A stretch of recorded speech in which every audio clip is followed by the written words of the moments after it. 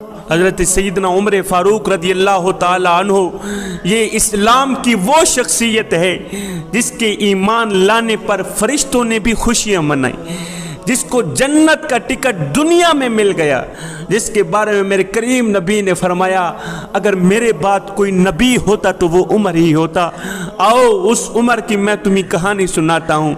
جب آپ کو خنجر لگا، جب آپ زخمی ہوئے، جب آپ کا وقت آخر آیا، جب آپ کی زندگی کا سورج غروب ہوا، جب آپ اس دنیا فانی سے رخصت ہو رہے تھے، تو آپ نے اپنے بیٹے کو فرمایا کہ میرے سر کو جلدی جلدی زمین پہ رکھو، جلدی کرو میرے سر کو مٹی پہ رکھو۔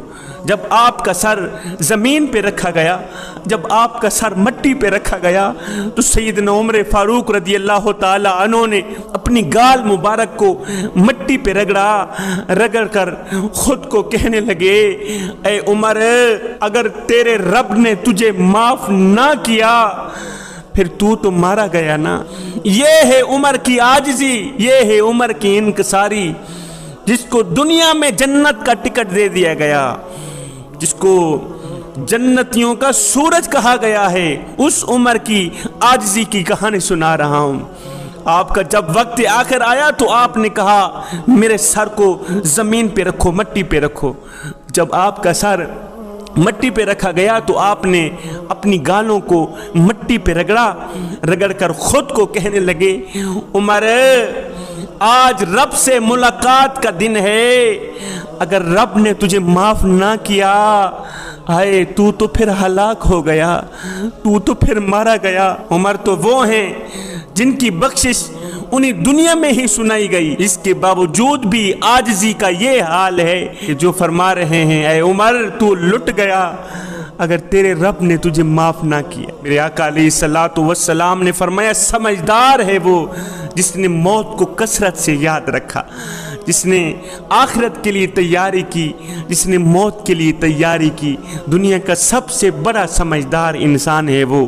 حضرت سیدنا عمر فاروق رضی اللہ تعالی عنہ رات کو گھر کے اندر بیٹھے بیٹھے اچانک رونے لگ گئے۔ 62 سال کی عمر ہے، خلافت کے آخری ایام ہیں، آج ایسے ہی بلا وجہ بیٹھے بیٹھے اچانک رونے لگ گئے۔ آپ کی اہلیہ محترمہ نے اپنے بیٹے کو اٹھایا، کہا پتہ کرو آج تمہارے ابو جی بیٹھے بیٹھے بلا وجہ رونے کیوں لگ گئے ہیں۔ صاحبزادے آئے، عرض کی ابا حضور کیا وجہ ہے، کیوں رونے لگ گئے ہیں؟ فرمایا گھر کے سب لوگوں کو میرے ساتھ جمع کرو۔ سب لوگ جمع ہو گئے۔ اب گھر کے سارے لوگوں کو اپنے گرد بٹھا کے کہنے لگے، فرمانے لگے کہ آج جب میں مسجد سے نکلا تو میرے کریم نبی کے سچے صحابہ یہ کہہ رہے تھے کہ عمر بڑا ہی اچھا ہے، عدل والا ہے، انصاف والا ہے، بڑا ہی اچھا ہے۔ بیٹے نے کہا ابا جی پھر اس میں رونے والی کیا بات ہے؟ کہا بیٹے رو اسی لیے رہا ہوں، مجھے ڈر لگ رہا ہے کہ باہر والوں کے لیے تو میں اچھا ہوں، باہر والے تو مجھے اچھا کہتے ہیں، رو اسی لیے رہا ہوں کہ گھر والوں کے لیے بھی اچھا ہوں یا نہیں ہوں، اور کہیں گھر والوں سے کوتاہیاں تو نہیں کرتا رہا، کہیں آپ لوگوں کے حقوق پامال تو نہیں کرتا رہا۔ آپ کی اہلیہ نے جب سنا تو کہنے لگی مجھے آپ پر شکوہ ہے حضرت۔ آپ کانپ گئے، کہا وہ کون سا شکوہ ہے؟ کہا میرے سرتاج آپ کا جاہ و جلال بھی اتنا تھا کہ میں تو بات بھی نہ کر سکی، میں تو بتا بھی نہ سکی۔ کہا میرے سرتاج آپ سارا دن مسجد میں گزارتے رہے اور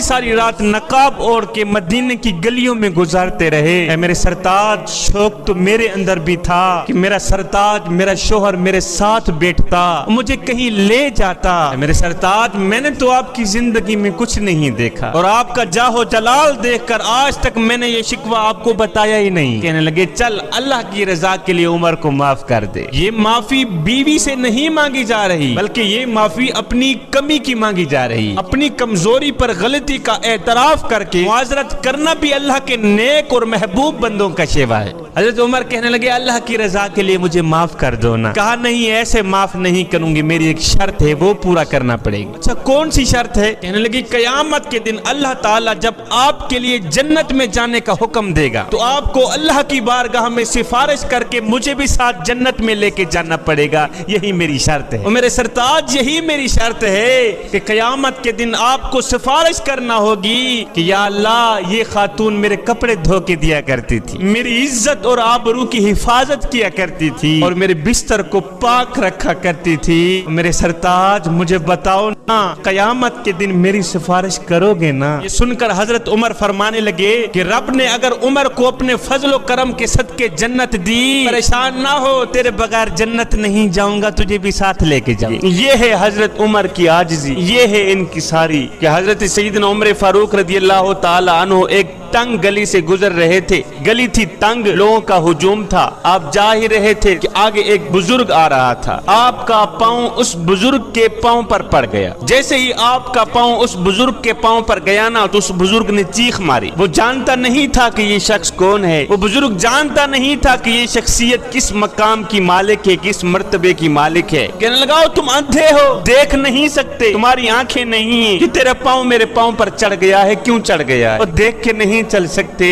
ये सुनकर हजरत उमर फारूक रज़ियल्लाहु ताला अन्हु रो कर कहने लगे, मियाँ मुझे पता नहीं था कि मेरा पांव आपके पांव पे चढ़ गया है, मैं नहीं जानता था, अनजाने में ये काम हो गया है, खुदा के लिए मुझे माफ कर दो। जब तक तू उमर को माफ नहीं करेगा, उमर का रब भी उमर को माफ नहीं करेगा, खुदा के लिए मुझे माफ कर दो। ये वो शख्सियत मुआफी की खैरात तलब कर रही है एक आम आदमी से 24 लाख मुरब्बा मील का शहनशाह है, जिसके बारे में मेरे हुजूर अलैहिस्सलाम ने फरमाया, अगर मेरे बाद कोई नबी होता तो वो उमर ही होता, जिसको मेरे नबी ने रो रो कर मांगा है। ये है उमर की आजिज़ी, ये है उमर की इनकिसारी। कि आप एक दिन नमाज पढ़ रहे थे कि इमाम साहब ने दौरान नमाज तिलावत बयान की, जिसका तर्जुमा ये था कि अल्लाह ताला क़यामत के दिन तुम्हारी छोटी सी छोटी नेकी भी तुम्हारे सामने रख देगा, छोटी सी छोटी गलती भी तुम्हारे सामने रख देगा, फिर अल्लाह तुमसे इसका हिसाब लेगा। ये तिलावत सुनते ही सैयदना उमर फारूक रज़ियल्लाहु ताला अन्हु ने एक चीख मारी, फिर रोकर जमीन पे गिर पड़े। आप बेहोश हो गए। नमाज के बाद जब आपको होश आई तो लोगों ने पूछा, हजरत आप रोकर जमीन पे क्यों गिर पड़े? तो आपने फरमाया, मियाँ रोया इसलिए हूँ कि अल्लाह ताला क़यामत के दिन छोटी सी छोटी गलती का हिसाब लेगा,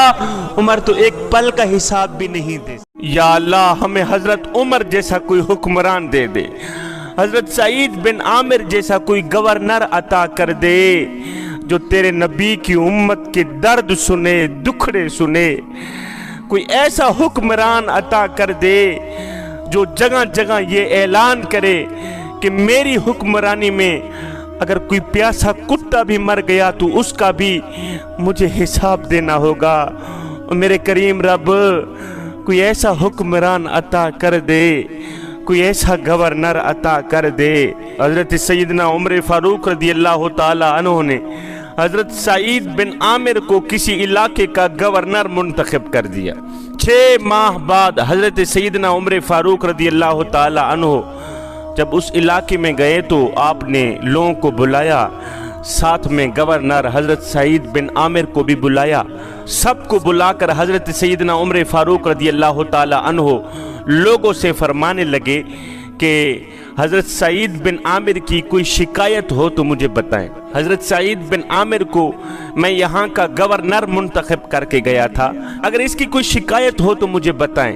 अब गवर्नर हजरत सईद बिन आमिर लोगों के सामने खड़े हैं। हजरत उमर फारूक पूछ रहे हैं, इस गवर्नर की कोई शिकायत हो तो मुझे बताई जाए। ये सुनकर लोगों ने कहा, या अमीरुल मोमिनीन, इस गवर्नर की 4 शिकायतें हैं हमारे पास, 1 भी नहीं 2 भी नहीं, कितनी 4 शिकायतें हैं। उनमें से पहली शिकायत ये है कि जब ये नए नए आए थे तो फजर की नमाज पढ़ने के बाद आप मस्जिद में बैठ जाते थे और लोगों के मसाइल सुना करते थे।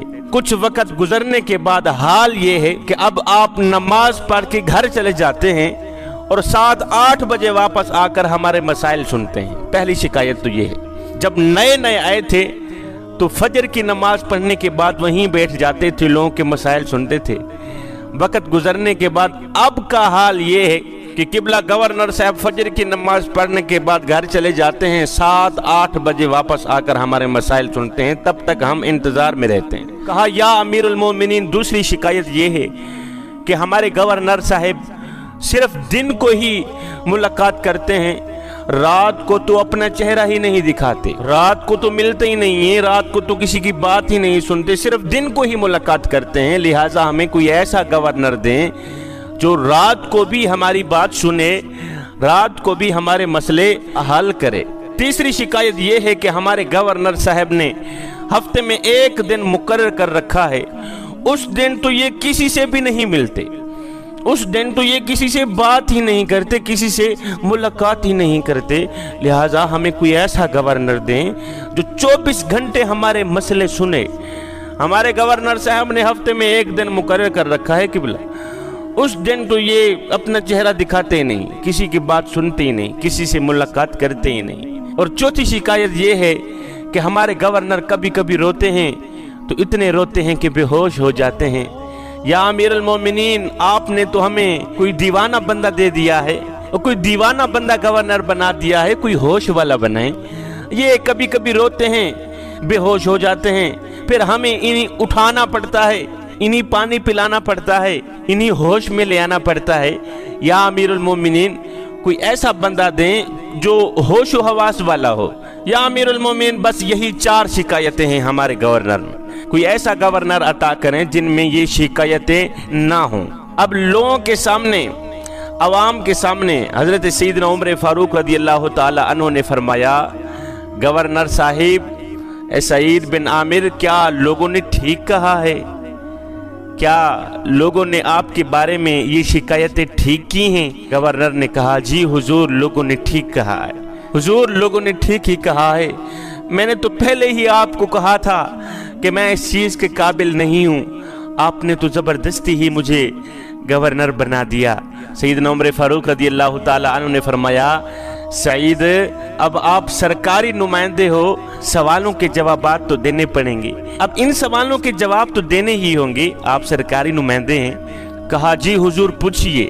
فرمایا، بتاؤ فجر کی نماز پڑھنے کے بعد لوگوں کی باتیں کیوں نہیں سنتے، لوگوں کے مسئلے کیوں نہیں سنتے؟ فجر کی نماز پڑھنے کے بعد گھر چلے جاتے ہو، 7-8 بجے آتے ہو، لوگ آپ کا انتظار کرتے رہتے ہیں، فجر کی نماز کے فوراً بعد لوگوں کے مسئلے کیوں نہیں سنتے؟ کہا، حضور اگر پردے نہ کھولے جاتے تو اچھا تھا، اگر آپ بار بار اصرار فرما رہے ہیں تو میں آپ کو بتا ہی دیتا ہوں۔ کہا، حضور دراصل میری بیوی بیمار ہے، وہ بیچاری ٹانگوں سے معذور ہے، میں غریب سا آدمی ہوں، گھر میں کوئی اور کام کرنے والی ہے نہیں، میں فجر کی نماز پڑھنے کے فوراً بعد گھر جاتا ہوں، گھر میں جھاڑو دیتا ہوں، جھاڑو دینے کے بعد ناشتہ اپنے ہاتھوں سے تیار کرتا ہوں، کھانا پکاتا ہوں، خود بھی کھاتا ہوں، اپنے ہاتھوں سے اپنی بیوی کو بھی کھلاتا ہوں، وہ بیچاری ٹانگوں سے معذور ہے، بیمار ہے، حضور اسی لیے دیر ہو جاتی ہے۔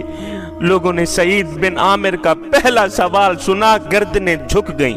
سیدنا عمر فاروق رضی اللہ تعالی عنہ نے فرمایا، اچھا پھر بتاؤ، دن کو ملتے ہو، رات کو کیوں نہیں ملتے؟ رات کو کہاں چھپ جاتے ہو؟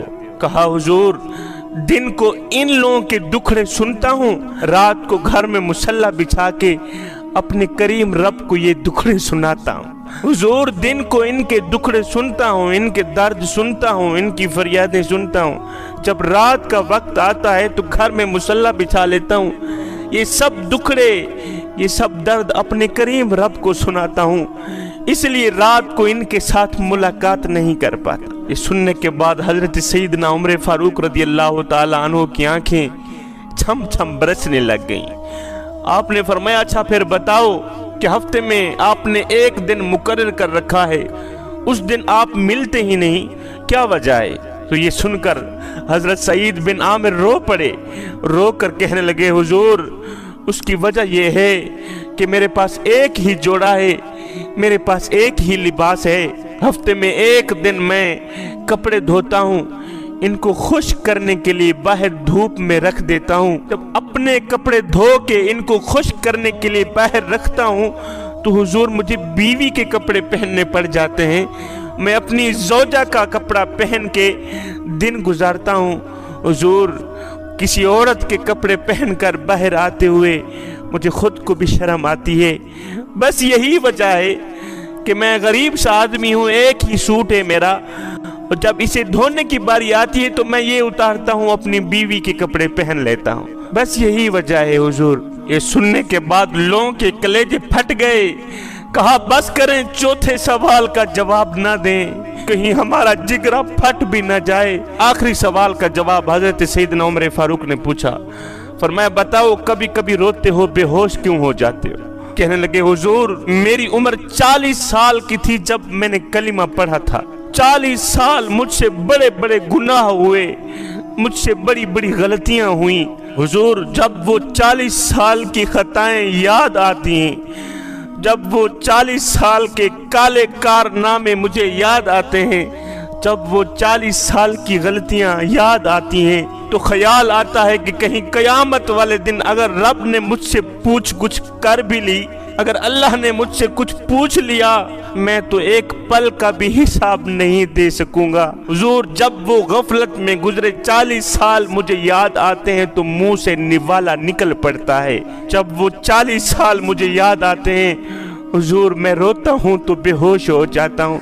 अब लोग भी रो रहे थे, हजरत सैयदना उमर फारूक भी रो रहे थे। उसके बाद हजरत सैयदना उमर फारूक रज़ी अल्लाह ताला अन्हु ने गवर्नर हजरत सईद बिन आमिर का हाथ पकड़ा, बुलंद किया, फरमाने लगे या अल्लाह मेरे नबी की उम्मत को इस तरह के कुछ और भी गवर्नर अता कर, अल्लाह अकबर, कुछ और भी गवर्नर दे दे।